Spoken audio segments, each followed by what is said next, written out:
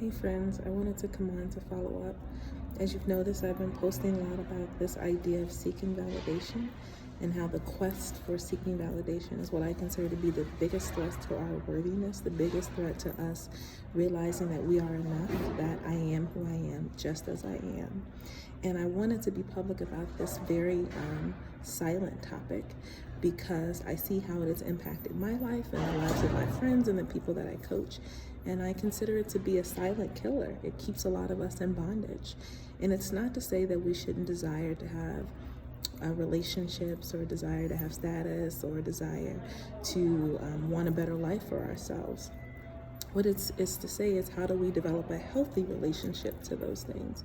So when you feel like you're not enough, or that you're less than, and you don't have a significant other in your life, or that you don't have this title, or you don't have money, or you don't have status, or you don't get enough likes on your posts, then that's when we begin to tie our worthiness to something that's external to us. And that is when we begin to lose our power and it becomes diminished, because we're seeking to fill our voids in our life with these external things. And the reality is that we are who we are. We are enough just as we are. And so I believe this is going to be a process of reestablishing our relationships with those things, in which they are additions and they're enhancements to who we are, but they are not who we are at the essence.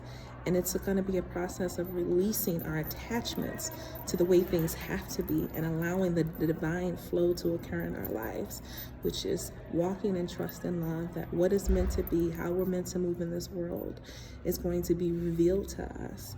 And we won't have an attachment to the way things have to be in our lives, which puts us in bondage to things that sometimes cause us to compromise who we are, because we're on this insatiable quest to keep an attachment to something, to a status, to a like, to a person, to a relationship.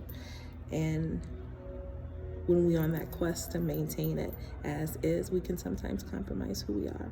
So I hope this is the first of many conversations that I'm going to be having to crack what I consider to be the silent killer to all of us, which is releasing the insatiable quest for external validation and realizing that I am who I am just as I am.